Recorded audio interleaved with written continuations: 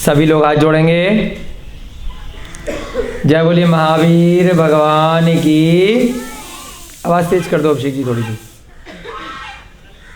जय बोलिए अनंता अनंत सिद्ध परमेष्ठी भगवानों की। जय बोलिए श्री पांडव पुराण नामक ग्रंथ की। जय बोलिए इस ग्रंथ के रचयिता श्रीमद् भट्टारक श्री शुभचंद्र जी महाराज की। जय बोलिए युधिष्ठिर भीम अर्जुन इत्यादि सभी मोक्षगामी महापुरुषों की। जय बोलिए इस ग्रंथ के अनुवाद कर्ता पंडित नंदलाल जी जैन विशारद जी की। जय बोलिए इस युग के प्रथमाचार्य श्री चारित्र चक्रवर्ती आचार्य भगवान श्री शांति सागर जी महान मुनिराज की। जय बोलिए समाधिग्रस्त आचार्य भगवान श्री विद्यानंद जी महाराज की। जय बोलिए आचार्य भगवान श्री विद्यासागर जी महाराज की। जय बोलिए आचार्य भगवान श्री श्रुत सागर जी महाराज की। जय बोलिए आचार्य भगवान श्री प्रमुख सागर जी महाराज की। जय बोलिए आचार्य भगवान श्री विराग सागर जी महाराज की। जय बोलिए आचार्य भगवान श्री विशुद्ध सागर जी महाराज की। जय बोलिए मुनि श्री प्रणम्य सागर जी महाराज की। जय बोलिए मुनि श्री विहर्ष सागर जी महाराज की। जय बोलिए मुनि श्री हनुमान सागर जी महाराज की। जय बोलिए आर्यका माता जी श्री चैतन्यमती माता जी की। जय बोलिए क्षुल्लक श्री ध्यान सागर जी महाराज की। ज्ञानदानम गुरुकुल के सभी नन्हे मुन्ने बच्चे, छात्र छात्रागण, अध्यापक अध्यापिकाएं, सहपाठीगण, औषध दानम आयुर्वेद संस्थान के डॉक्टर साहब एवं अन्य सभी अतिथिगण, आगंतुकगण एवं वीडियो के माध्यम से देख रहे सभी श्रावक श्रेष्ठी जन, सभी को सादर जय जिनेन। जयदु जड़ंदो। बंधुओं, हम सभी लोग पिछले कुछ दिनों से श्री पांडव पुराण नामक इस ग्रंथ में स्वाध्याय कर रहे हैं, जिसमें कि पिछली कई कक्षाओं से हम बहुत ही रोचकता के साथ में शांतिनाथ भगवान की पूर्व जन्मों की कथाएं पढ़ रहे हैं। देखिए अभिषेक जी, संकल्प जी, अभिषेक जी, हम पढ़ तो रहे हैं पांडव पुराण। क्या पढ़ रहे हैं? क्यों अभिषेक भैया? पांडव पुराण। और पहले के अध्याय में हमने इस पांडव पुराण में किसका पुराण देखा? ऋषभ देव का पुराण भी पढ़ लिया। पढ़ा नहीं पढ़ा? ऋषभ देव की कथा, भरत चक्रवर्ती बाहुबली की कथा, उनके सेनापति जय कुमार की कथा, और उसके बाद इसी पांडव पुराण में हमने शांतिनाथ भगवान के भी कितने सारे भवों की कथा देख ली। तो एक ही पुराण में कई सारे पुराण निहित हैं, अंतर्निहित हैं। क्यों? कितने भवों की कथा देख ली अभिषेक जी? क्यों संकल्प भैया? शांतिनाथ भगवान के पूरे की पूरे कई अध्याय में उन्हीं की कथा चल रही है। हाँ, 6 भव कह रहे हैं भैया जी। बीच में देव भी बने हैं 3 बार, है ना। और अब 16वें तीर्थंकर शांतिनाथ भगवान, उनके पिता विश्वसेन और उनकी माता ऐरा देवी।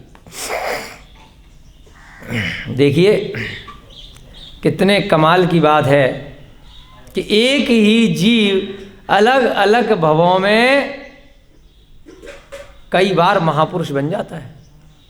अभिषेक भैया जी, शांतिनाथ भगवान 3 पत्तेधारी थे। कौन कौन से पत्ते, कौन बताएगा?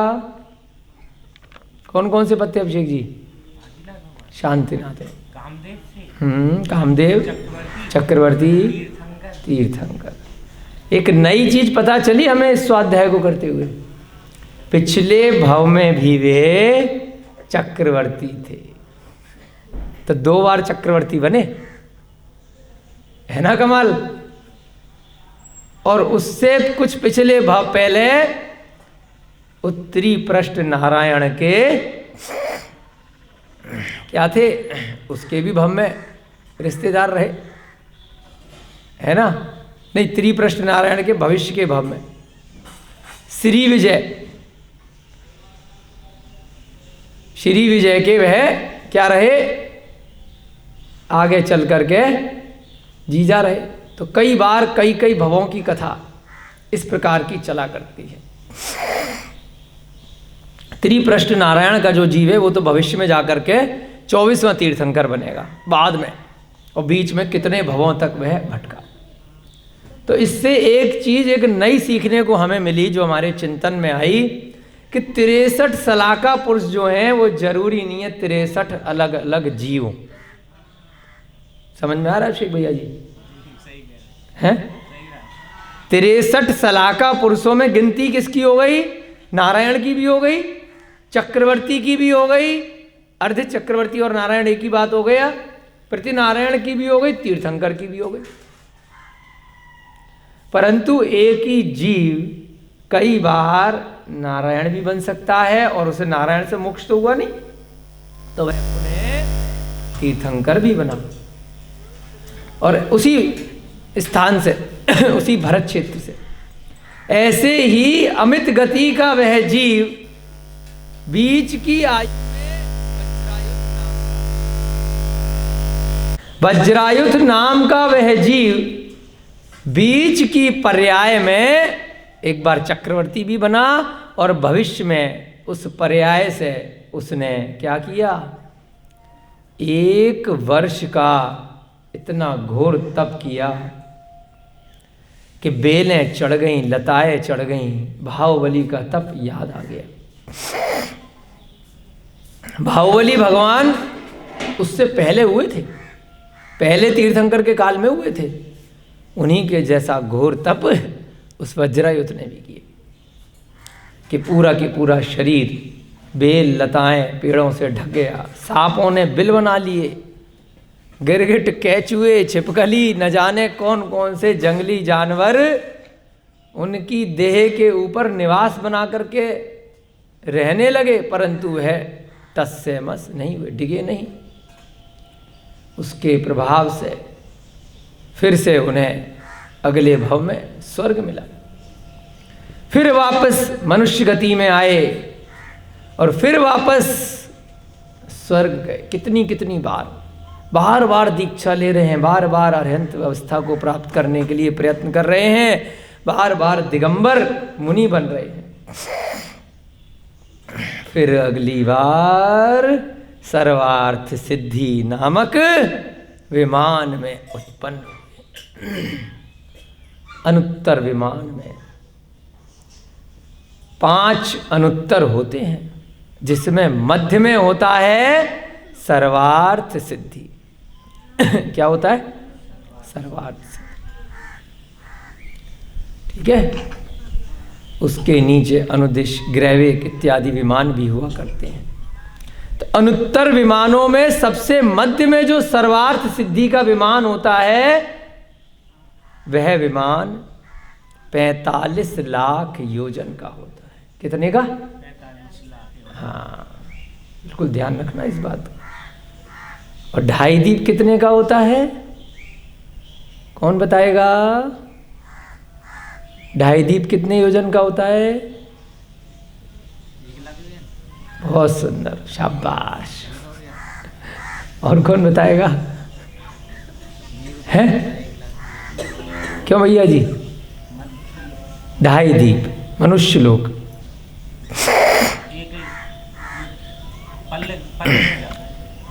योजन में पूछ रहे हैं, योजन में, आयु नहीं पूछ रहे हैं।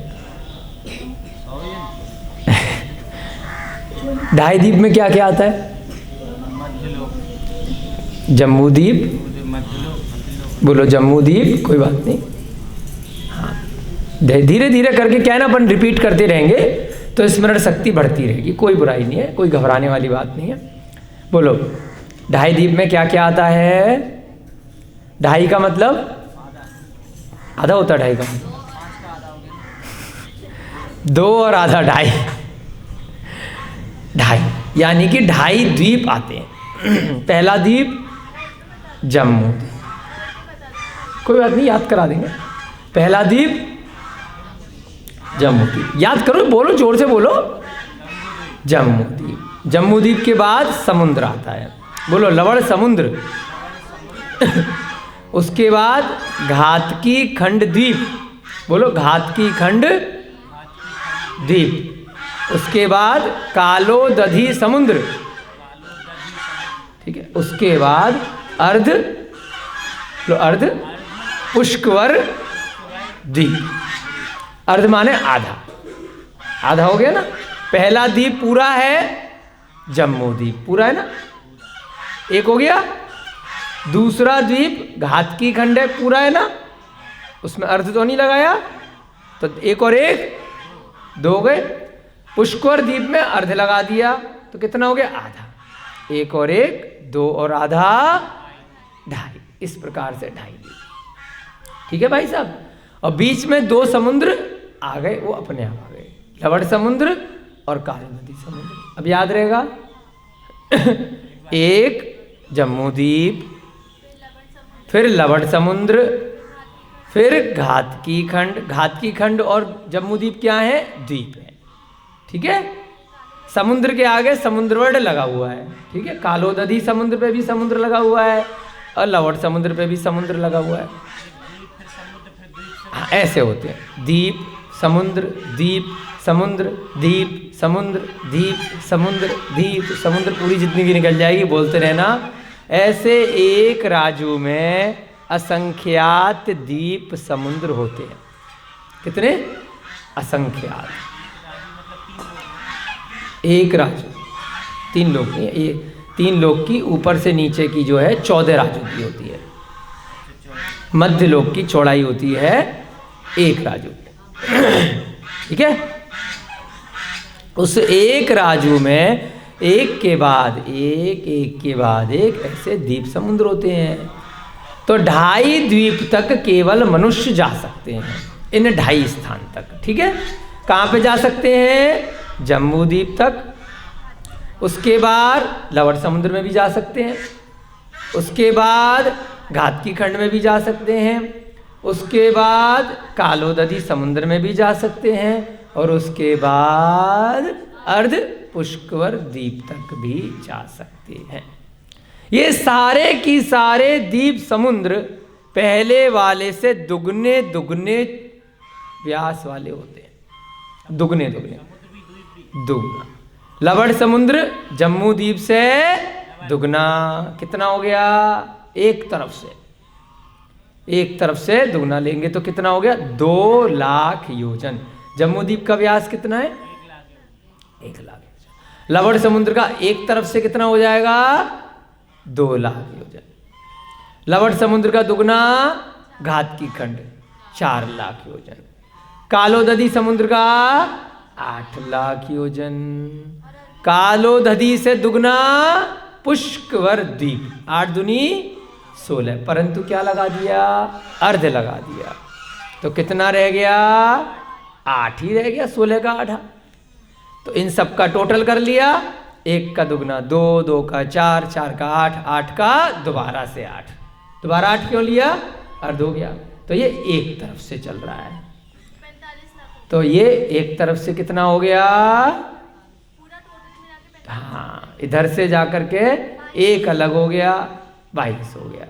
एक तरफ से 2 4, ठीक है, 2 और 4 6, और 8 और 8, 2 बार 8 लिए, 8 और 8 16 और 6 22, एक तरफ से 22 हो गए, और इधर वाले साइड में भी क्योंकि गोल गोल है, इस वाले साइड में भी 22 हो गए, तो कितना हो गया 44, और बीच में जम्मू द्वीप है एक, कितना हो गया। संकल्प जी ध्यान दो, बहुत काम की चीज है, जीवन भर काम आएगी जहां भी जाओगे, चाहे मार्केटिंग करो चाहे नहीं करो। तो कितना हो गया, गिनती बढ़ाओ, 22 और 22 44, और एक बीच में गोल रह गया जम्मू द्वीप, एक 45, तो कितने योजन का व्यास हो गया जम्मू द्वीप का, 45 लाख योजन में मनुष्य रहते हैं। इतना ही ऊंचा, बिल्कुल हमारे ठीक ऊपर, एग्जैक्ट जहां पर अपन रह रहे हैं, सही इसके ऊपर, सबसे ऊपर जाएंगे तो क्या है, सबसे ऊपर चले गए तो एज इट इज 2.5 द्वीप के बिल्कुल ऊपर, बिल्कुल माप से बराबर, 1 सेंटीमीटर न कम न ज्यादा, क्या है, सिद्धशिला। सिद्धशिला भी इतनी है वजन का, सिद्धशिला एग्जैक्ट, बिल्कुल गोल नाप के 2.5 द्वीप के बराबर, क्या है, गोलम गोल सिद्धशिला, और छोटा लगता है, बिल्कुल 45 लाख योजन की क्या है, बोलो, 45 लाख योजन का है सिद्धशिला। 45 लाख योजन की क्या है, मध्य लोक नहीं है, मनुष्य लोक। मध्य लोक में तो पूरा की पूरा एक राज्य आ गया है ना। 2.5 द्वीप को मनुष्य लोक बोलते हैं कि इसमें मनुष्य इसके बाहर नहीं जाते। क्या है पीछे, कोई बात नहीं, कौआ है, समूसरण में आया है, छोटे समूसरण में, कोई बात नहीं, सुनने दो कौए को, बैठवाओ। चलो इधर ध्यान दीजिए, कौए पे ध्यान मत दीजिए, वो डिस्टर्ब हो जाएगा। कौआ भी सुनने के लिए आया है यहाँ पर। 2.5 द्वीप कहाँ पर है, सिद्धशिला कहाँ पर है, उसे भी तो जाना है ना। अब जब कबूतर जो है बन सकता है जय कुमार, तो कौआ क्यों नहीं बन सकता तीर्थंकर, क्या दिक्कत है। चलो आगे बढ़ते हैं, इधर ध्यान दीजिए। क्या बोला, ध्यान, बहुत इंपॉर्टेंट बात आ रही है। सर्वार्थ सिद्धि भी कितनी है, जल्दी बोलो, वो भी 45 लाख योजन है। 45 लाख योजन बड़ी काम की चीज है मैडम, ध्यान दीजिए। 45 लाख योजन का क्या है, 2.5 द्वीप है। 45 लाख योजन का सबसे ऊपर क्या है, सिद्धशिला है। उसके बीच में 45 लाख योजन की क्या है, सर्वार्थ सिद्धि। और नीचे नरक में भी जाएंगे ना, तो नरक में भी जो पहले नरक का बिल है वो भी इंद्रक, वो भी क्या है, 45 लाख योजन। हाँ, इतना बड़ा है एक ही बिल। इतने नारकी हैं, उसके बाद तो न जाने कितने बिल हैं। ऊपर स्वर्ग में सौधर्म इंद्र, वो उसका विमान भी 45 लाख योजन।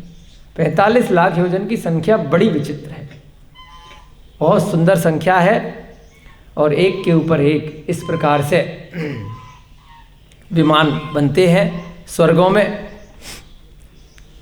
1 इंच 1 सेंटीमीटर भी सिद्धशिला पर खाली नहीं है जहां पर सिद्ध भगवान नहीं है। बहुत ही रोचक विषय आया है, इसलिए बता रहे हैं आपको, अलग अलग ग्रंथों के सार से थोड़ा सा इंटरेस्टिंग बनाने के लिए। क्यों खाली नहीं है, क्योंकि यहाँ पे 2.5 द्वीप इससे हर जगह से मोक्ष गए, हर जगह से मोक्ष गए 2.5 द्वीप में। अभिषेक भैया जी के लिए जोरदार तालियां, बहुत सुंदर, बहुत सुंदर। 2.5 द्वीप में कोई भी ऐसा स्थान नहीं है जहां से भगवान नहीं बने। मंजू दीदी आप जहां बैठी है ना, यहां से भी भगवान बन चुके हैं। ये जगह सिद्ध भूमि है। मैडम आप जहां बैठे हो ना कुर्सी पर, वहां से भी असंख्यात नहीं अनंत सिद्ध भगवान जा चुके इसी स्थान से, इसी कुर्सी पे से, मतलब इस स्थान पे से। चाहे इसके ऊपर से गए हो, छत पे से गए हो, चाहे नीचे से गए हो, चाहे यहाँ पे पहले कभी नदी रही हो तो नदी पे से गए हो, पहाड़ रहा हो तो पहाड़ से गए। इस स्थान से जहाँ आप बैठे हैं, इस स्थान से भी, जहाँ हम बैठे हैं इस स्थान से भी, आपके घर की किचन से भी, आपके घर के बाथरूम से भी, है ना, हर जगह से अनंत भगवान सिद्ध बन चुके हैं। तो कोई भी भूमि इस धाई दीप की बेकार की नहीं है। हर स्थान पूजनीय है, हर स्थान से सिद्ध परमेष्ठी भगवान अनंत बार बन चुके हैं, और एक नहीं अनंत बन चुके हैं, एक के बाद एक, एक के बाद एक, न जाने कितने। पूरा ढाई दीप सिद्ध भूमि है। कोई जल की जगह खाली नहीं, कोई समुद्र की जगह खाली नहीं, कोई पहाड़ की जगह खाली नहीं, कोई आपके घर मकान दुकान कोई भी जगह खाली नहीं, कोई जंगल खाली नहीं। हर स्थान सिद्ध भूमि है, सिद्ध क्षेत्र है। वर्तमान की दृष्टि से हम कुछ वर्षों की दृष्टि से देख लेते हैं कि ये तीर्थ स्थान है, ये सिद्ध क्षेत्र है ना। ये यहाँ से अभी के तीर्थंकर 24 वाले गए हैं, यहाँ के अभी के केवली गए हैं। कुछ काल की अपेक्षा से हम मान लेते हैं। अगर सूक्ष्म दृष्टि से देखेंगे तो कोई भी स्थान अपूजनीय नहीं है। इसीलिए धरती का कोना कोना भगवान का वास माना जाता है। जहाँ भी हम चल रहे हैं, जहाँ भी हम बैठे हैं, हर स्थान से सिद्ध परमेष्ठी हुए। तो ऐसे ही सर्वार्थ सिद्धि का जो विमान है, उसके ठीक ऊपर सिद्धिशिलाएं सबसे नजदीक है। हमारे यहां से कितना दूर है सिद्धिशिला? 7 राजू ऊपर। मध्य लोक से सिद्धिशिला कितनी ऊपर है? बोलो। 7 राजू ऊपर। एक राजू में असंख्यात द्वीप समुद्र है, ऐसे अगर देखा जाए चौड़ाई में। हमसे 7 राजू ऊपर क्यों है? क्योंकि मध्य लोक में हम बैठे हैं। 14 राजू उतंग न, लोक पुरुष संठान, आता है ना। हाँ, क्या मतलब हुआ? ऊपर से लेके नीचे तक 14 राजू का यह 3 लोक है। आधा स्थान तय करके आ गए भाई साहब। कल बता रहे थे ना आपको हम त्रियंचों से कितने अच्छे हैं। आधी दूरी पूरी करके आ गए नरकों की। नीचे के नरक 7 राजू में है। आधी दूरी तय करके हम मनुष्य लोक में आ चुके हैं, आधी दूरी बाकी है। लेकिन फायदा क्या है कि यहां से डायरेक्ट एंट्री है सिद्धिशिला की, परंतु सर्वार्थ सिद्धि से सीधे एंट्री नहीं है। वहां से एक गेट है ही नहीं, दिया ही नहीं है। एक ऐसी लिफ्ट मानिए कि सीधे लिफ्ट है कि उसकी यहां से ये 7 राजू नीचे जो हमारा स्थान है, यहां से एंट्री है और सीधे खुलेगी ऊपर की मंजिल पे। बीच में मंजिलें हैं परंतु वहां पर एग्जिट नहीं है।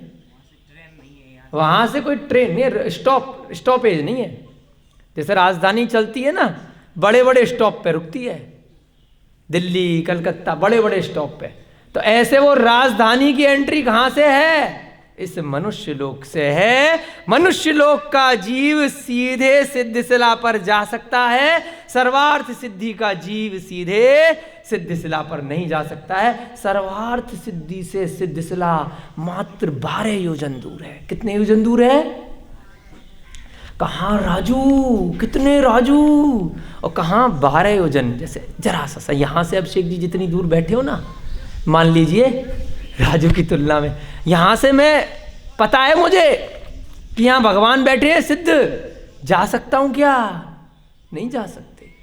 यहाँ से मान लीजिए बस इतनी दूर सिद्ध भगवान है। सर्वार्थ सिद्धि के बाद 33 सागर की आयु सर्वार्थ सिद्धि में, और सिद्धिशिला बिल्कुल जरा सी वो धारण इसी में आता, बाल निकल जाता बस। बाल वाला सुमेरु पर्वत से 100 धर्म ईशान, एक बाल ऊपर सुमेरु पर्वत की चूलिका से 100 धर्म ईशान का विमान है। वो बाल वाली दूरी वहाँ आती है। जैसे ही सुमेरु पर्वत की चूलिका समाप्त होती है और स्वर्गों के विमान शुरू हो जाते हैं, एक बाल के गैप में बस लगे हुए, मान लीजिए। सर्वार्थ सिद्धि से सिद्ध शिला 12 योजन दूर है, मात्र 12 योजन है। परंतु जा सकते हैं क्या? देख करके आ सकते हैं क्या? घूम करके आ सकते हैं क्या? नहीं आ सकते। दिल्ली में कनॉट प्लेस में एक रेस्टोरेंट है, बहुत साल पहले वहाँ कभी गए थे जब हम बाहर का खाते थे। अंतरिक्ष भवन करके जगह है, उसका नाम क्या? अंतरिक्ष भवन, कनॉट प्लेस में। तो वो घूमता हुआ रेस्टोरेंट है, गोल गोल गोल गोल घूमता है, पूरा रेस्टोरेंट घूमता है गोल गोल। बैठ जाओ आप, 5 मिनट पहले आपको इधर की बिल्डिंग दिखाई देगी, फिर इधर की दिखाई देगी। आज भी है अंतरिक्ष भवन में, है ना। तो उसमें नीचे ग्राउंड फ्लोर से एंट्री सीधे टॉप में है, बीच वाली फ्लोर की एंट्री नहीं। जिसको रेस्टोरेंट में जाना है वो सीधे बटन दबाएगा, सीधे 14वीं मंजिल या 16वीं मंजिल पे उतरेगा। जो जितनी भी मंजिल है याद नहीं है हमें, 20 मंजिलें क्या है। बीच वालों के लिए अगर किसी को ऑफिस वगैरह भी बन रहे हैं तो वो दूसरी लिफ्ट से जाना पड़ता है। तो ऐसे ही ये लिफ्ट यहाँ पर आ गई कि यहाँ से बटन दबाओगे मनुष्य लोक से तो सीधे सिद्धशिला पहुँच जाओगे। और बीच की जो लिफ्ट है वो क्या है? ऑफिस वाले काम धंधे वाली लिफ्ट हैं, जैसे चतुर्गतियाँ हैं ना, उसी प्रकार से बस उसमें रमते रहोगे। तो क्यों ये उदाहरण इतनी देर से समझा रहे हैं? क्योंकि सर्वार्थ सिद्धि में जन्म लेने के बाद भी उस देव को वापस नीचे आना पड़ा। वहां से वहां के लिए ना एंट्री थी ना एग्जिट था। सर्वार्थ सिद्धि से सीधे सिद्धशिला पर नो एंट्री नो एग्जिट। कहाँ? वापस 7 राजू नीचे आए दोबारा मनुष्य लोक में। मतलब अप्रूवल है, डिस्बर्समेंट नहीं। हाँ भैया जी लोन वाले उदाहरण दे रहे हैं, अप्रूवल है डिसबर्समेंट नहीं है। बहुत सुंदर, बहुत बढ़िया। बैंक में काम किया, अच्छा बैंक में काम किया। वहां सर्वार्थ सिद्धि में अप्रूवल मिल गई कि अगला भव मोक्ष का जाओगे, एक भवावतारी हो जाओगे। परंतु टिकट कहाँ से है? यहीं से गाड़ी में बैठोगे, टिकट ले ली वहां जा करके, रिजर्वेशन करा लिया, लेकिन गाड़ी तो भैया जहां से चलेगी वहीं पे जाकर बैठोगे ना। टिकट ऑनलाइन तुम कहीं से भी रेल की बुक करा लो इंटरनेट पर लेकिन जहां से एंट्री है, जहां से डिब्बा खुलेगा वहीं से एंट्री होगी। बहुत बड़ी बात है, ध्यान देने योग्य। स्वर्गों में देव बन जाते हैं परंतु मोक्ष नहीं है। वहां से सिद्धशिला पर घूम कर भी नहीं आ सकते। अवधि ज्ञान से वो देव सब जान लेते हैं कि सिद्धशिला कैसी है, कहां पर है। समोसण में जा सकते हैं भगवान के मनुष्य लोक में आकर के, परंतु घूम करके नहीं आ सकते कि चलो पास में है, इतनी जगह घूमते हैं, जरा तनिक घूम तो आए सिद्धशिला पर। सिद्ध भगवान कैसे बैठे हैं देख करके आ सकते हैं क्या? No entry. तो सर्वार्थ सिद्धि से वह जीव अहमिंद्र के रूप में वहां रह रहा है। 33 सागर की उसकी आयु है। 33,000 वर्ष बाद उसको भूख लगती है। कितने? जितने सागर की आयु उतने 1000 वर्ष बाद भूख मिट गई। अमृत का आहार कंठ से झलकता है। कितने वर्ष बाद? जितने सागर की आयु उतने 1000 वर्ष बाद, 33,000 वर्ष बाद। बस हो गया काम। सर्वार्थ सिद्धि में एक ही आयु होती है, बाकी में उत्कृष्ट और उस हिसाब से चलता है। 4 विमान और है ना अनुत्तर में। और श्वासोच्छ्वास कितने दिन में होता है? जितने सागर की आयु उसका आधा माह, 16.5 माह। 33 का आधा कितना? 16.5 महीने में बस। इसीलिए उनका योग भी बहुत विशेष रहता है। हाँ एक भी चर्चा डबल नहीं होती। हाँ। और उस पूरी आयु को 33 सागर की आयु किस में लगाते हैं? धर्म ध्यान में। हाइट कितनी है? 1 हाथ की, इतनी सी हाइट। ज्यादा चक्कर में पड़ना ही नहीं। ज़्यादा कहीं घूमना फिरना नहीं, घूमते रहो। कहाँ कहाँ जा, अरे पूरी जिंदगी भर अनादि काल से कितने भवों में कहाँ कहाँ घूम लिए, अब क्या करेंगे ज़्यादा घूम करके। हिंदुस्तान, पाकिस्तान, नेपाल, भूटान, लंका, कहाँ कहाँ, और Europe, America, Asia, Australia, Japan, अरे कितना घूमोगे, बहुत घूम लिए, थक गए, अब नहीं घूमना। कहाँ कहाँ घूमोगे, धर्म के कार्य से घूमो जब तक मनुष्य लोक में हो। यहाँ वहाँ, यहाँ गाड़ी लेकर भाग रहे हो, यहाँ हवाई जहाज से भाग रहे, यहाँ ट्रेनों में भाग रहे, तो वहाँ पर इतना भाग लिए कि अब बस बैठ गए सरवार सिद्धि में। अब बस 33 सागर की आयु धर्म के साथ निकालनी है, ज़्यादा चक्करबाजी नहीं। तो वहाँ से आकर के कहाँ जन्मे, एंट्री कहाँ पर मिली, ऐरा देवी के गर्भ में। जय बोलिए शांतिनाथ भगवान की। विश्वसेन के घर में कहाँ पहुँचे, हस्तिनापुर पहुँच गए 33 सागर बाद। ऊपर है सभी विमानों से, सबसे ऊपर जो अनुत्तर विमान हैं, उन अनुत्तर विमानों में मध्य में चारों, पांचों की पांचों अनुत्तर विमान 12 योजन नीचे हैं, परंतु सिद्धिशिला के नीचे सरवार सिद्धि। डॉक्टर कहलाए सिद्धिशिला की पहले, मतलब सरवार सिद्धि। हाँ, वो पांचों एक ही लेवल पे हैं, एक ही लेवल पे हैं पांचों, परंतु 45 लाख योजन का ये बीच में है, बीच में मध्य में है ना। तो 4 दिशाओं में 4 विमान है और फिर बीच में सरवार सिद्धि का है। ऐसे ही जो ग्रैविक, अनुदिश इत्यादि हैं उनमें कैसे है, एक में तो एक के ऊपर एक 9 विमान है और एक में एक ही लेवल पे 4 दिशाओं में, एक मध्य में और 4 विदिशाओं में। 4 विदिशा 4 दिशा 4, 8 हो गए और एक बीच में। इस प्रकार से नव ग्रैविक, नव अनुदिश और एक में एक के ऊपर एक होते हैं। 16 स्वर्ग 2-2 के जोड़े में होते हैं, है ना। आपको जब चार्ट बनवाएंगे किसी दिन बोर्ड पे, अच्छे से रिपीट करा देंगे। तो इस प्रकार से जो सर्वार्थ सिद्धि के ऊपर सिद्धिशिला थी, तो वहाँ से कहाँ पर आ गए, हस्तिनापुर में। माता ने 16 स्वप्न देखे और गजराज को मुख में प्रवेश करते हुए देखा, और जाकर के अब कहाँ पहुँची, जाकर के सबसे पहले माता कहाँ जाएगी स्वप्न देखने के बाद, राजा के पास जाएगी। उस प्रसंग को अब हम आज देखेंगे कि हस्तिनापुर की वह धरती किस प्रकार से धन्य हो गई। वह अमित गति का जीव जो पिछले भवों में एक साधारण सा व्यक्ति था, एक साधारण सा राजा था, वह बनते बनते बनते बनते एक दिन शांतिनाथ भगवान बन गया। पूर्व की पर्यायों में पूरा चार्ट बन गया हमारा, अपराजित, है ना, और बीच में स्वर्गों में गया, वज्रायुध, अमित गति, कितने कितने नाम उसके आए। तो पूरा शांतिनाथ भगवान का एक पुराण ग्रंथ यहाँ पर हमने पूरा कर लिया। अब आगे देखेंगे किस प्रकार से हस्तिनापुर की उस धरती को उस शांतिनाथ भगवान ने आकर के शांति प्रदान कर दी है। अभी भूमिका बनी है। मंगलम भगवान वीरो, मंगलम गौतमो गढ़ी, मंगलम कुंद कुंदाध्यो, जैन धर्मोस्तु मंगलम, सर्वमंगल मांगल्यम सर्वकल्याणकारकम, प्रधानम सर्वधर्माणाम जैनम जयतु शासनम, जैनम जयतु शासनम, जैनम जयतु शासनम। सर्वेशोतरः सावधानतया शन्वन्तु।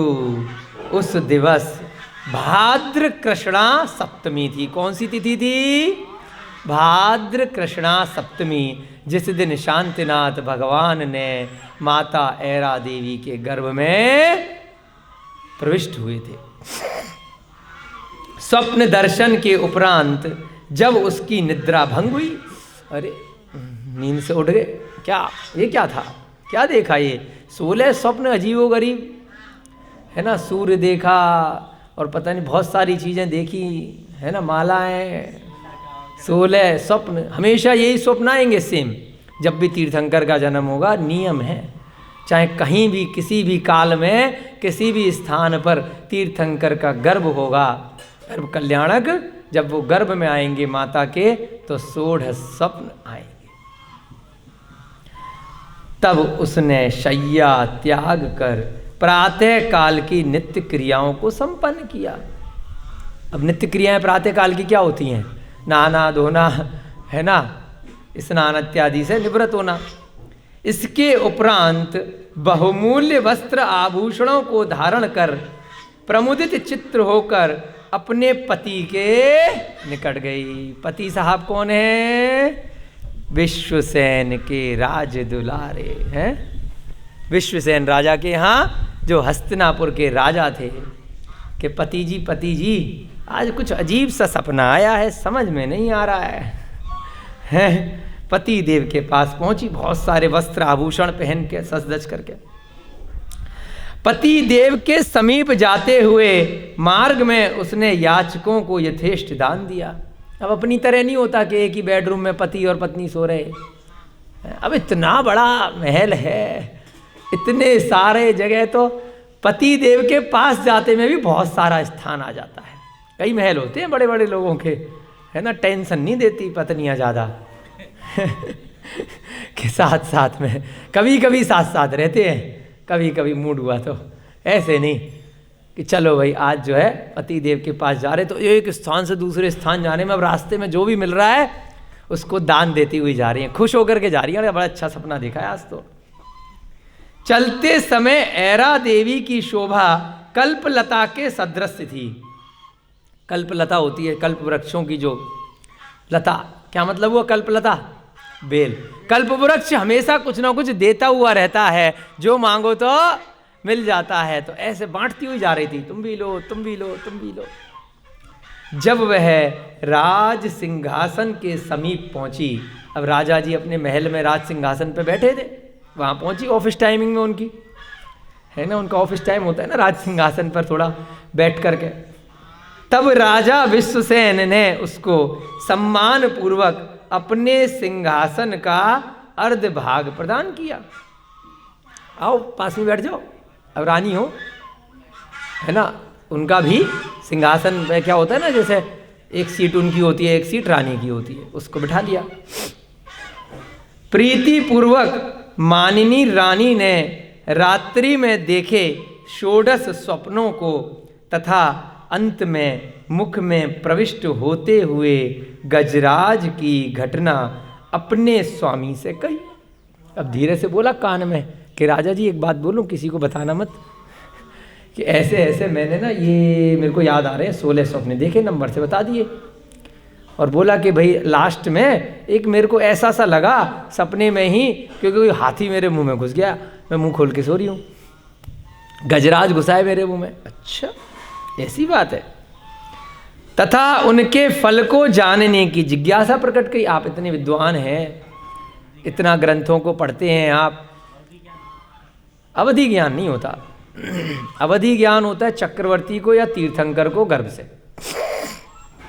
साधारण कोई राजा वगैरह होते हैं तो उनको निमित्त ज्ञान हो सकता है, विशेष ज्ञान होता है, मति श्रुत ज्ञान की पराकाष्ठा होती है, सैद्धांतिक ज्ञान है, निमित्त ज्ञान है, अन्य उनको ज्ञान बहुत रहते हैं। तो उस ज्ञान के आधार पर वह ज्योतिष शास्त्र को जानते हैं, वह ग्रह नक्षत्रों के किस काल में, किस मुहूर्त में कौन से स्वप्न देखें, उसका क्या फल होगा, उनको अध्ययन के आधार पर बहुत ज्ञान होता है, और अपने स्वतः के उससे भी तो उनको ज्ञान होता है। तो अब क्या बोला कि भाई, या देवताओं को रहता अवधि ज्ञान,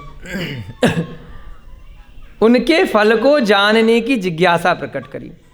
स्वप्नों का फल वर्णन करते हुए राजा ने कहा, हे प्रिय, इन स्वप्नों का फल विचारने से ऐसा ज्ञात होता है, दिमाग लगाया, ये स्वप्न किस में आते हैं, कि तुम्हारे गर्भ से संपूर्ण संसार का उद्धार करने वाला कोई महात्मा या महापुरुष जन्म लेने वाला है, जो सारे संसार का उद्धार करेगा। अब इससे ज्यादा नहीं पता भाई साहब, है ना, कि अब इनडायरेक्टली हिंट कर दिया कि सारे संसार का उद्धार कौन करता है, कोई संत, कोई महापुरुष, कोई तीर्थंकर करता है, जो तीर्थ की प्रवृत्ति करता है, जो सारे संसार का उद्धार कैसे करेगा? पहले अपना तो करेगा।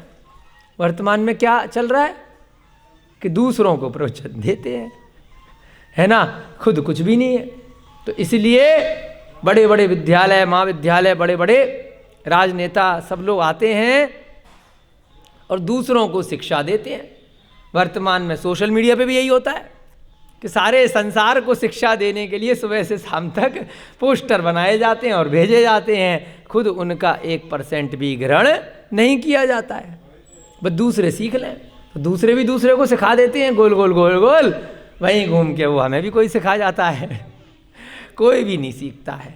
तो इसीलिए जिन ग्रंथ क्या कहते हैं, पहले चारित्र को धारण करो, आचरण में उतारो, उसके बाद आपके आचरण से संसार अपने आप सीख जाएगा। ज़्यादा ठेका दूसरों को सुधारने का मत लो। तो तीर्थंकर क्या करते हैं? पहले अपना कल्याण करते हैं, अपना ध्यान करते हैं, अपना केवल ज्ञान प्राप्त करते हैं, और उसके बाद संसार के जो जीव स्वयं के पुण्य कर्म से उनके समोसरण में आते हैं तो उनका भी स्वतः कल्याण हो जाया करता है। तो यहाँ पर क्या हुआ? राजा के इस शुभ उत्तर को सुनकर रानी अत्यंत प्रसन्न हुई। अरे वाह, मेरे गर्भ से सारे संसार का कल्याण करने वाला महापुरुष अवतरण लेने वाला है, वाह। जब इंद्रगण अपने अवधि ज्ञान से यह जान गए, अवधि ज्ञान से राजा ने रानी ने नहीं जाना था, राजा रानी ने तो नॉर्मल ज्ञान से जाना। इंद्र ऊपर जो बैठे हैं स्वर्गों में, उनको क्या हुआ? अवधि ज्ञान। अरे विमान हिल रहा है, सिंहासन कंपायमान हो रहा है, क्या हुआ है नीचे धरती पर? अरे तीर्थंकर ने गर्भ कल्याण धारण किया है, तीर्थंकर का जन्म होने वाला है, गर्भ में आए हैं, चलो चलते।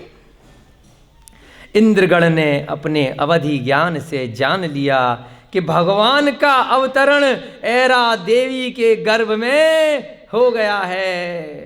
तब वे अपनी चतुरंगड़ी सेना के साथ वहाँ पर आए, पूरी सेना वेना को लेकर के। सेना होती है इंद्रों की भी, हाँ, पूरी हाथी घोड़ा पाल की सब लेकर के लाते हैं।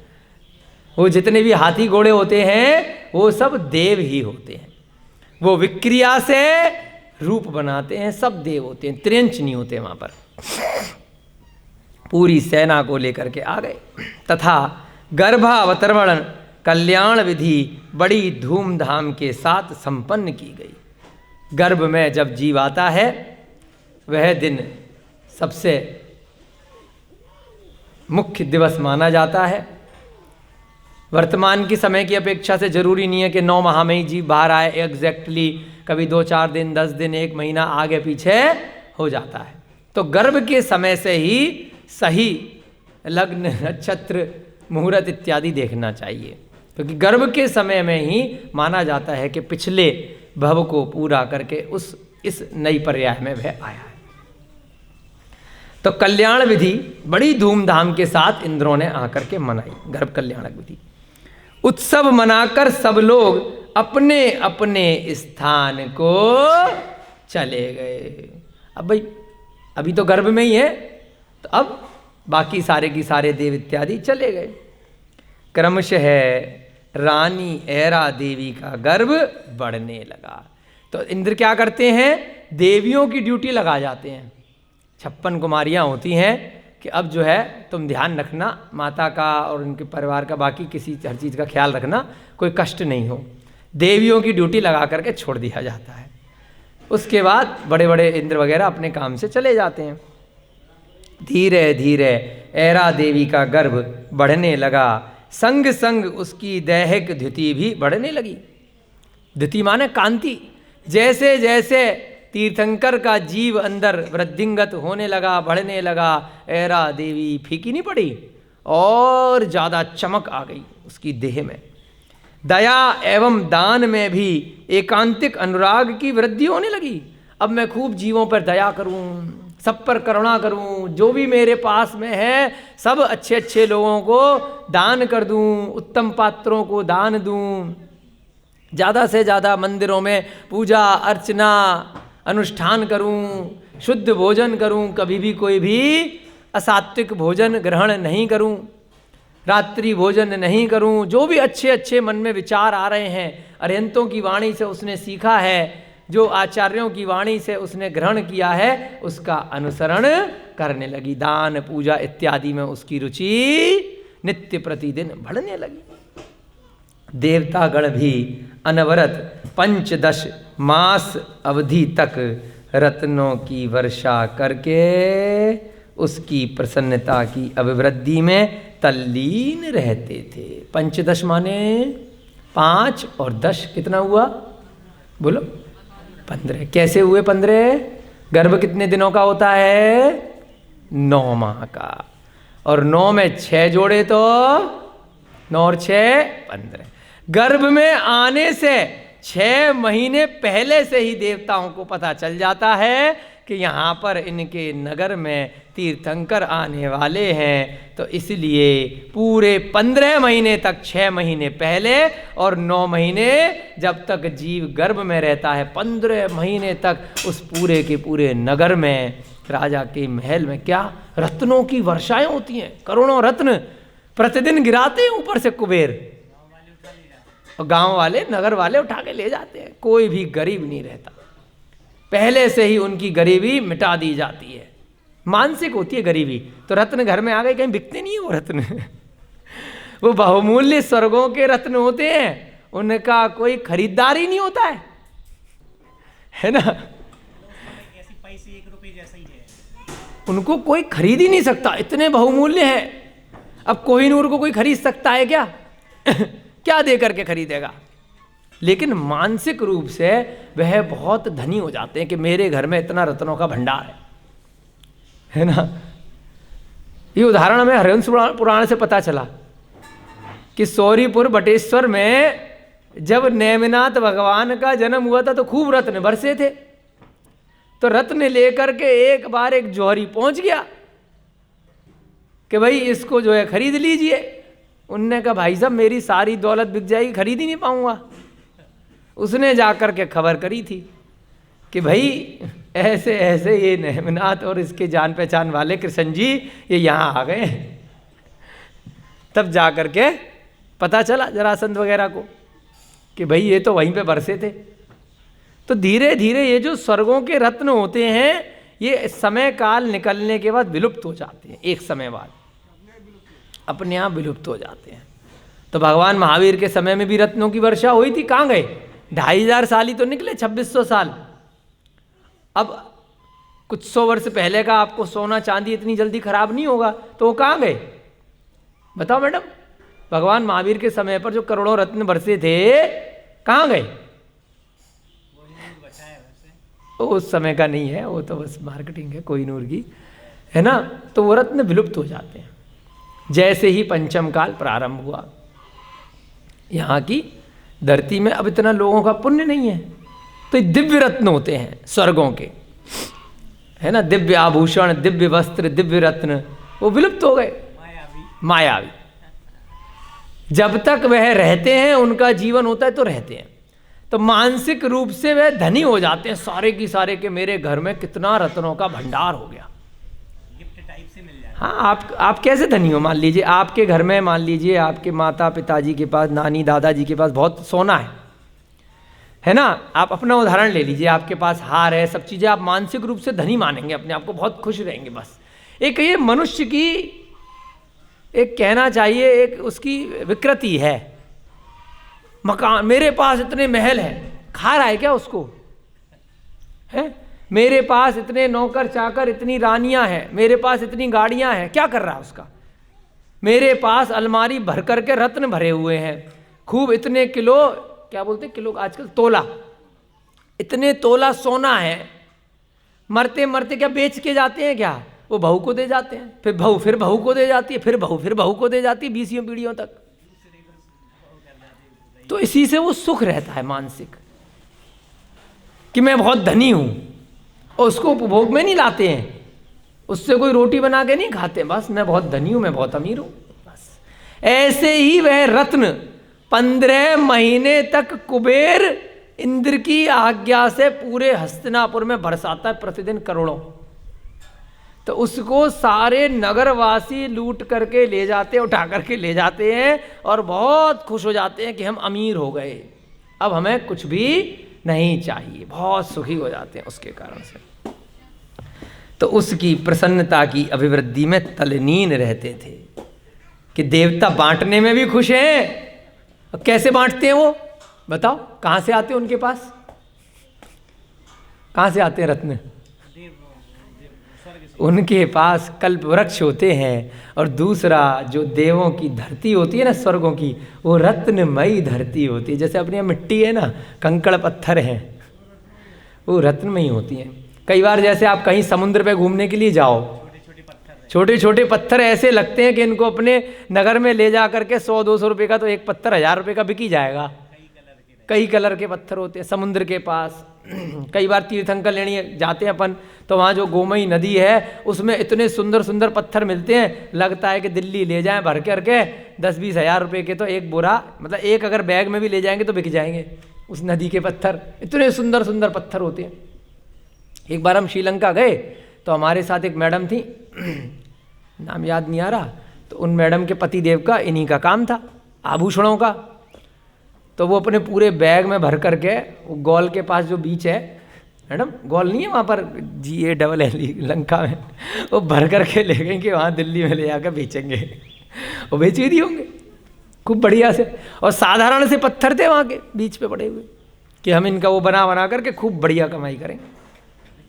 तो ऐसे कहने का तात्पर्य यह है कि वहाँ के साधारण पत्थर हैं जो स्वर्गों के उनके, और वो ऊपर से बस ऐसे अपने हाथ कर लेता है कुबेर और बारिश करनी शुरू कर देता है, धे धड़ाधड़ 15 महीने तक वो रत्न। हमारे लिए वो रत्न है, मनुष्यों के लिए उस समय के लिए, और उनके लिए साधारण। तो ऐसे एक स्थान की वस्तु दूसरे स्थान के लिए बहुमूल्य हो जाया करती है, रत्नों के ढेर लग जाया करते हैं। इसके उपरांत जब क्रमशः गर्भधारण का काल पूर्ण हो गया, कितने महीने और हो गए? 9 महीने और हो गए, 6 महीने पहले से रत्न बरस रहे थे। तब रानी ऐरा देवी ने ज्येष्ठ कृष्णा चतुर्दशी, याद करने का प्रयास कीजिए, हम भी कोशिश कर रहे हैं। ज्येष्ठ कृष्णा चतुर्दशी, बोलो ज्येष्ठ कृष्णा चतुर्दशी, 14 के दिन उत्तम पुत्र रत्न को जन्म दिया। जय बोलिए शांतिनाथ भगवान की जय। ढन ढन ढन ढन ढन ढन ढन ढन। प्रभु के जन्म के समय बिना बजाए ही शंख, भेरी, घंटा, घन घन घन घन घन घन घन घन सब अपने आप बजने लग गए।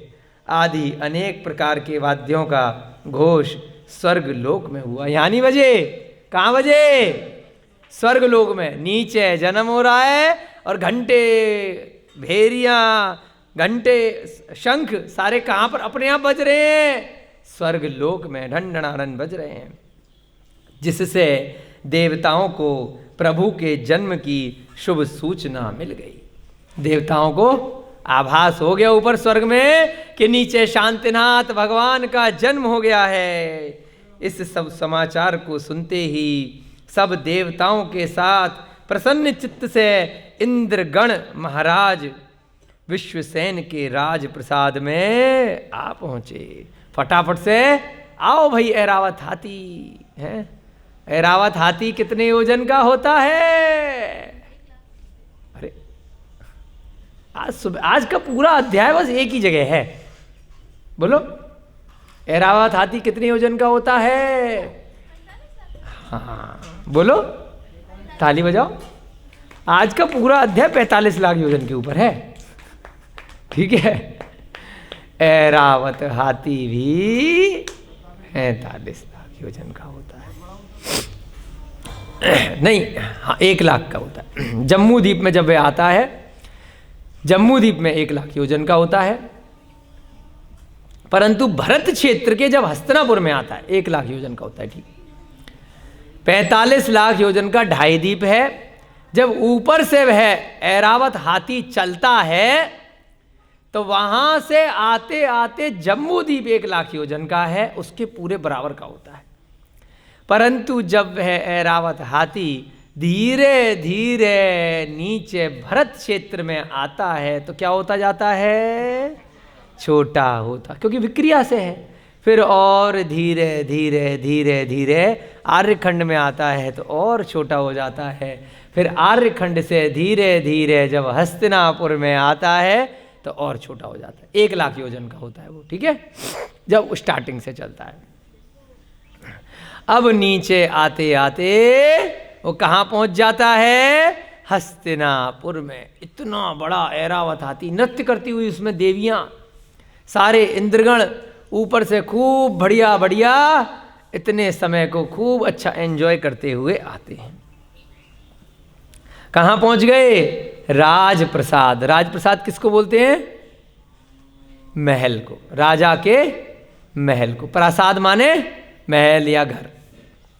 प्रसूति गृह से नवजात सुंदर शिशु प्रभु को लेकर सुमेरु पर्वत पर जा पहुंचे। क्या किया? अब फटाफट से इंद्राणी गई, नकली बच्चा रखा और उसके बाद असली बच्चे को उठाया और इंद्र के हाथों में दिया। इंद्र इंद्राणी दोनों फटाफट से ऐरावत हाथी पर वापस बैठे और कहाँ पहुंच गए? अब सुमेरु पर्वत पर, कि चलो प्रभु का जन्म कल्याणक मनाएंगे। वहाँ पर भक्ति भाव से इंद्र ने सुवर्ण कलशों में क्षीर सागर के जल से प्रभु का अभिषेक किया। अब ये क्षीर सागर कहाँ से आया अभिषेक भैया जी? क्षीर सागर कहाँ है? मध्य लोक में। ढाई द्वीप तक पहुंच गए थे। ढाई द्वीप के बाद फिर और द्वीप, फिर समुद्र, फिर द्वीप, फिर द्वीप, फिर समुद्र। ऐसे करते करते, ऐसे करते करते एक समुद्र आता है, क्षीरवर समुद्र। बोलो, उसका ही दूसरा नाम क्षीर सागर। उसके जल में बिल्कुल भी कोई जीवों की उत्पत्ति नहीं होती। उसको प्रासुक नहीं करना पड़ता, उसको उबालना नहीं पड़ता। पीछे भट्टी जल रही है ना, जैसे चूल्हे पर गरम नहीं करना पड़ता, उसमें जीव नहीं रहते। उसको फटाफट से लाते हैं। 1008 कलश, कई कई 100 योजन बड़े भर भर कर देव क्रिया से लेकर के आते हैं। उस शुद्ध जल को, सबसे शुद्ध जल होता है, और उससे भगवान का अभिषेक करते हैं। तत्पश्चात सब लोगों ने क्या किया? श्रद्धा भक्ति पूर्वक प्रभु की पूजा तथा स्तुति करी। खूब देवताओं ने, देवियों ने स्वर्गों में, वहां पर सुमेरु पर्वत पर सब पहुंचे, खूब पूजा करी, खूब भक्ति करी। इंद्र ने प्रभु को पुनः उसी हस्तिनापुर में लाकर उनकी माता के अंक में सौंप दिया। अभी तक माता नकली शिशु को अपना शिशु समझ के बैठी थी। अब पूरा भाई थोड़ा टाइम तो लगेगा ना, लेकर जाएंगे, अभिषेक करेंगे, वापस लाएंगे, तब तक वह अपने महल में आ गई अपने नकली शिशु के साथ। तो वहाँ पर क्या किया इंद्र ने कि भाई देखो, हमने ऐसे ऐसे विधि थी, अब पहला हक हमारा था देवताओं का, अब आपका है, अब आप अपने बच्चे को संभालो। हस्तिनापुर में वापस लाकर माता ऐरा देवी को प्रभु को सौंप दिया। प्रभु की आयु का प्रमाण 1 लक्ष वर्ष का था। कितनी आयु थी शांतनाथ भगवान की? लक्ष्य माने लाख। अब धीरे धीरे, अब सर्पणी काल चल रहा है ना, आदिनाथ भगवान की आयु कितनी थी? 15 बार तो जीरो लगे थे, है ना। 84 लाख पूर्व लग गया था उसमें। एक पूर्व 84 लाख पूर्वांग का और एक पूर्वांग 84 लाख वर्ष का। तो आदिनाथ भगवान की कितनी लंबी आयु थी। अब धीरे धीरे अब सर्पणी काल में 16वें तीर्थंकर तक पहुंच गए हैं, तो इनकी आयु कितनी है? 1 लाख वर्ष। कम हो गई उनकी तुलना में, और अपनी तुलना में अरे भाई साहब 1 लाख साल। हे भगवान, बहुत ज़्यादा है। हैं? तथा देह यष्टि 40 धनुष ऊंची थी। कितनी हाइट थी? 40 धनुष के थे शांतिनाथ भगवान। और आदिनाथ भगवान की 500 धनुष की थी। कम हो गई ना, ये भी हाइट भी कम हो गई, आयु भी कम हो गई। उनके अंगोपांग से वीरता प्रत्यक्ष प्रकट हो रही थी। पता चल रहा था पैदा होते ही कि कितने वीर हैं। उनका संपूर्ण शरीर अनेक उत्तम उत्तम लक्षणों से युक्त था। उन अभी तक नाम आया है क्या? उनका नाम बोलो, उनका नाम शांतिनाथ रखा गया। जय बोलिए शांतिनाथ भगवान की। क्यों इसको हम थोड़ा डिटेल में विशेष रूप से बता रहे हैं? क्या कारण है? सोनपुरा में कौन से भगवान हैं? हाँ, इसीलिए थोड़ा सा डिटेल में इसमें जा रहे हैं अपन। ऐसे ही थोड़े हैं शांतिनाथ भगवान। पिछले भवों की कितनी रोचकता से कथा चल रही है शांतिनाथ भगवान की। सोनपुरा में आए हैं शांतिनाथ भगवान हैं, उनका नाम क्या रखा गया? शांतिनाथ भगवान। जय बोलिए 16वें तीर्थंकर शांति प्रभु भगवान की। क्रमशः उन्होंने युवा अवस्था में पदार्पण किया। अब धीरे धीरे बड़े हो गए। जैसे पवन भैया जी भी देखते देखते अपने 1 साल में बड़े हो गए ना, हैं? राधा रानी भी बड़ी हो गई ना। हाँ, ऐसे ही शांतिनाथ भगवान भी धीरे धीरे बड़े हो गए। अंग प्रत्यंग से यौवन प्रभा फूट रही थी। एकदम इतने सुंदर हो गए, युवक बन गए, अब यौवन आ गई शांतिनाथ भगवान के। इस प्रकार अवस्था के साथ ही उत्तम श्रेष्ठ गुणों का भी संचय उनमें होने लगा। क्या हुआ? श्रेष्ठ गुण आ गए। अब कौन रह गया? कुछ कथा छूट रही है। किसकी छूट रही है? 2 भाई चले थे बहुत भवों तक, हैं? एक को कहाँ छोड़े आए? क्यों मैडम? 2 भाई चल रहे थे ना, कितने भवों से पीछा पीछा करते हुए। श्री विजय और दूसरा कौन था? अमित गति, फिर अनंत वीर्य, अपराजित, फिर वज्रायुध, सहस्रायुध, और फिर हर बार बीच में स्वर्ग में भी साथ साथ पहुंच रहे थे। तो दूसरा भाई कहाँ गया? भाई छोड़े आए हैं? क्यों? अभी तक ध्यान नहीं आया किसी को शांतिनाथ की कथा में आज कि दूसरा भाई कहाँ छूट गया? छूटेगा क्या? वो भी तो हर भव में साथ साथ तपस्या कर रहा था। पिछले भव में क्या किया था उसने? जब बड़े भाई ने कहा कि मैं दीक्षा लेने जा रहा हूँ प्रिय मित्रा के कहने पर, तो छोटे भाई ने कहा कि मैं भी आपके साथ दीक्षा लूंगा। मुझे क्यों ये राज्य दे करके जा रहे हो कि जब कीचड़ लगाने के बाद में कीचड़ हटानी पड़ेगी तो कीचड़ लगाऊं क्यों? आप भी राज्य छोड़ करके भैया क्यों जा रहे हो? क्योंकि कीचड़ है ये राज्य। पहले इस राज्य में अभी पता चलेगा क्या बनेंगे, हैं? क्या कहा? दृढ़रथ और मेघरथ 2 भाई थे ना। उसके बाद वज्रायुध और सहस्त्रायुध के बाद मेघरथ और उनका भाई दृढ़रथ। मेघरथ ने कहा मैं अपनी पत्नी के साथ दीक्षा लेने जा रहा हूँ। दृढ़रथ मेरे छोटे भाई, तुम राजकाज राज्य को संभालो। तो छोटे भाई ने कहा कि ना, मैं नहीं संभालता।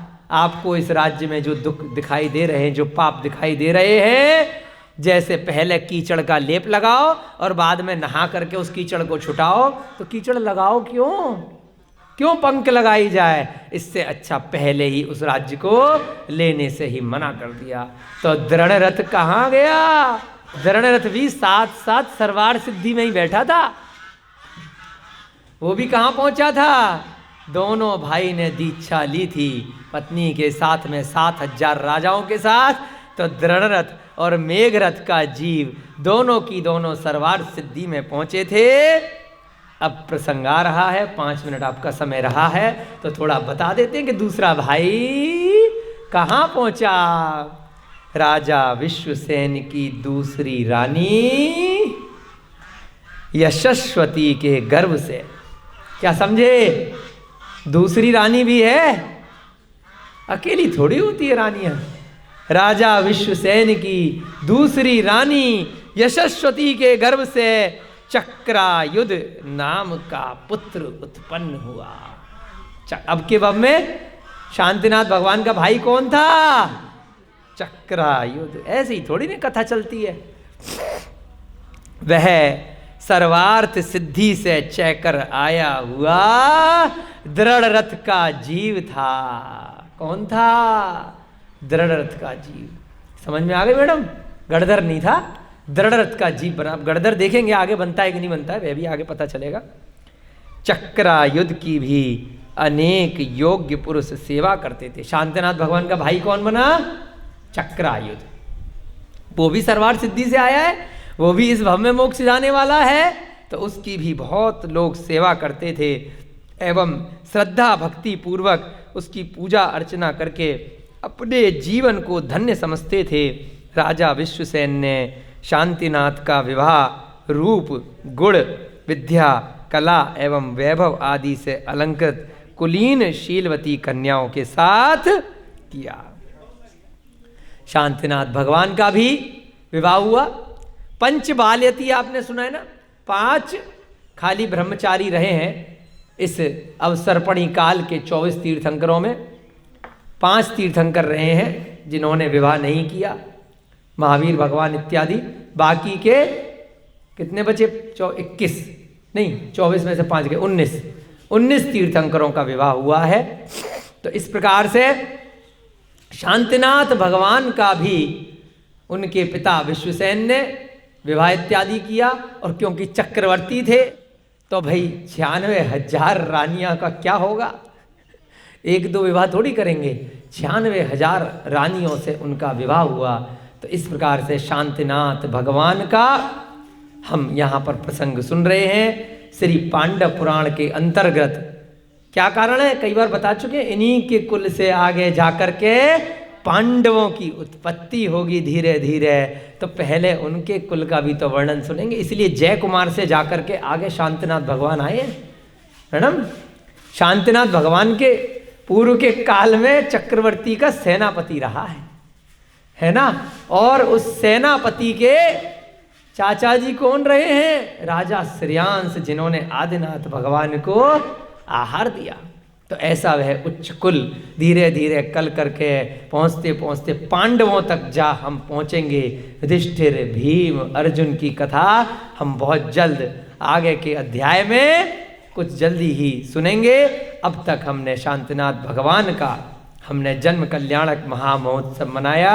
आज के स्वाध्याय का आपका समय हो रहा है। जय बोलिए महावीर भगवान की, जय बोलिए शांतिनाथ भगवान की, जय बोलिए अनंता अनंत सिद्ध परमेष्ठी भगवानों की, जय बोलिए श्री पांडव पुराण की, जय बोलिए आज के आनंद की, जय बोलिए इस युग के प्रथमाचार्य श्री चारित्र चक्रवर्ती आचार्य भगवान श्री शांति सागर जी महान मुनिराज की, जय बोलिए समाधिग्रस्त श्री विद्यानंद जी महाराज की, जय बोलिए आचार्य भगवान श्री विद्यासागर जी महाराज की।